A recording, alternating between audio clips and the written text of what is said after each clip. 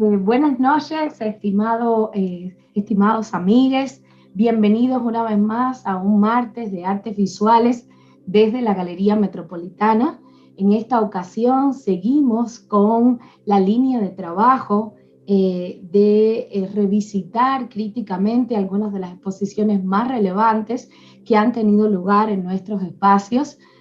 Hoy tendremos el gusto de estar con una de las artistas cubanas de más destacada trayectoria en el escenario artístico contemporáneo de la isla, Celia González. Celia González fue una de las artistas que participó, una de las creadoras que participó con nosotros en la exposición La Otra Isla, una muestra de artes visuales que tuvo lugar en la Galería Rafael Galván de la Universidad Autónoma Metropolitana, justamente del 26 de octubre del 2019 al 11 de enero del año 2020.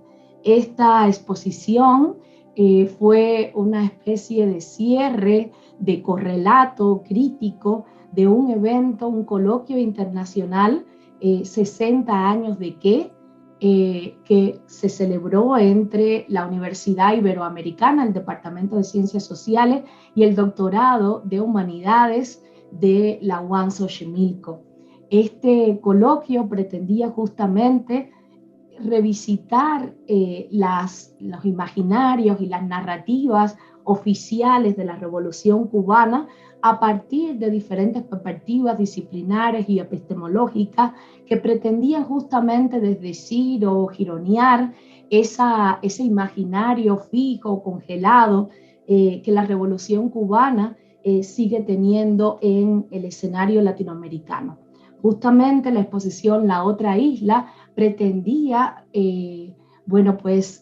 orquestar una serie de interrogantes a este relato oficial unívoco de la nación cubana a partir de pensar a las artes visuales como un espacio contingente, como un espacio que permite ofrecer otras perspectivas, otras ideas, otras discusiones en torno a la idea de archivo-nación, en torno a esos escenarios más inamovibles de discusión sobre la Revolución Cubana y también sobre el arte cubano contemporáneo. En este sentido, la obra de Cijar, la serie fotográfica que presentó Celia González en la exposición, fue un eje central, un nodo central para justamente diagramar toda la trama discursiva de la propuesta curatorial de la exposición.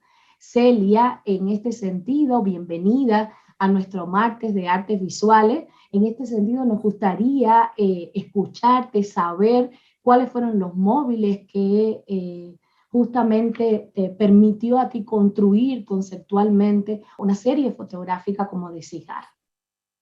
Hola, buenas noches y muchas gracias por la invitación. Muchas gracias a Giselle, bueno, y a la UAM por tener este espacio también. Pues Deshijar es una obra que terminé en el 2019, pero que comencé desde el 2018 en una relación sobre todo social y afectiva, política, es decir, pensando en la gente, en el ciudadano, en el centro de atención, ¿no? En una historia afectiva y política dentro de un sistema totalitario en el que las relaciones sociales, familiares han quedado amarradas a decisiones estatales, ¿no? Bueno, parte, en principio, lo que me motivó fue una relación con mi madre en la que empieza una conversación sobre su experiencia como investigadora nacional en centros de reclusión para menores de edad.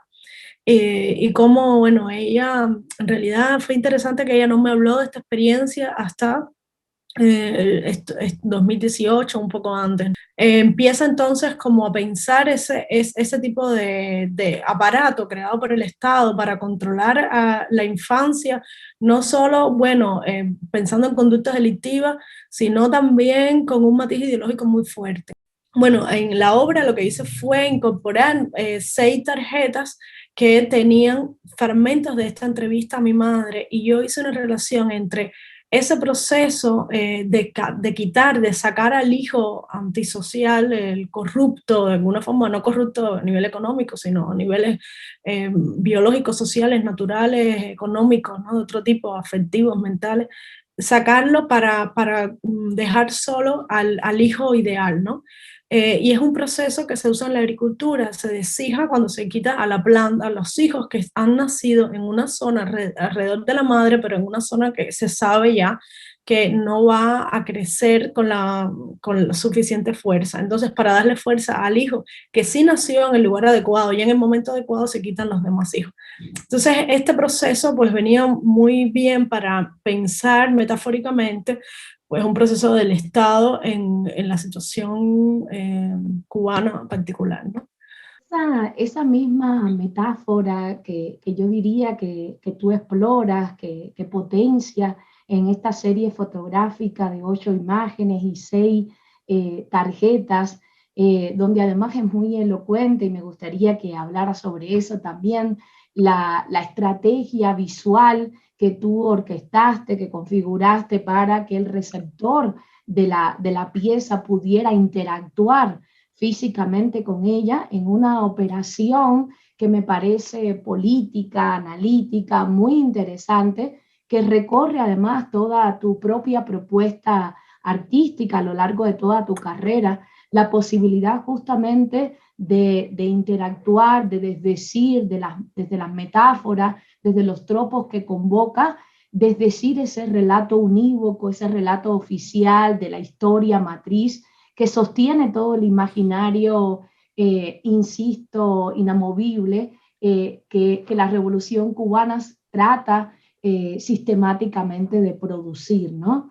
Entonces, en ese sentido, me interesaba en la obra de Desijar y por eso la convocamos a la exposición justamente cómo recuperar desde las artes visuales esos espacios de relatos y memorias divergentes confiscadas por el discurso oficial de la Revolución Cubana.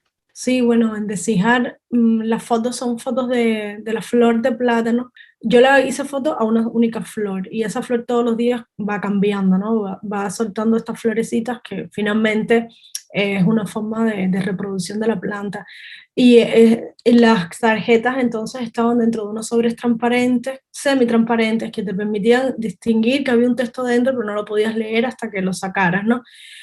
Para mí fue una solución ante un discurso complejo, problemático, porque, bueno, incluso para mi madre fue difícil ver esto convertido en obra, porque al final ella se siente en una posición dual, ahí en una intersección difícil a niveles éticos y efectivos, porque ella ahora reconoce que ha construido o ha sido parte de algo con lo que no está de acuerdo hoy. Y entonces también pensé en esa solución, la verdad, porque en algún momento quise montar la obra en mi estudio y para que mi padre no pudiera leerla de manera inmediata, pues la pensé de esta manera.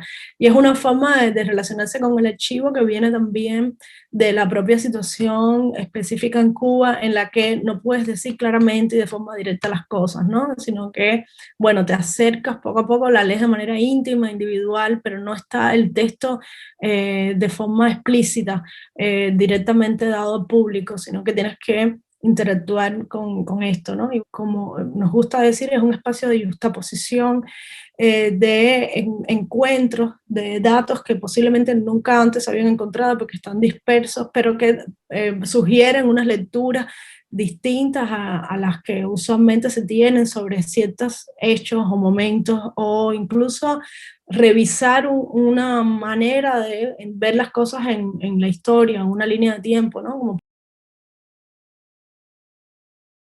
Justamente, Celia, creo que eso es uno de los dispositivos críticos más relevantes de la obra tuya y por supuesto, del colectivo Celia Junior, del cual tú formaste parte en esta serie de Diente Perro. Yo creo que es muy interesante también el modo en que ustedes yuxtaponen, el modo en que ustedes resignifican a esa tensión entre un periodo republicano que apelaba a la burguesía, pero al mismo tiempo como ciertos grupos élites de la Revolución Cubana se apropiaban de esos espacios que al mismo tiempo pretendían renegar en términos retóricos, en términos discursivos. Esa operación crítica que me parece que está muy presente en la obra de ustedes, creo que es, digo, ha sido muy explorada a partir justamente de las propias indagaciones antropológicas, de crítica social que ustedes han desarrollado.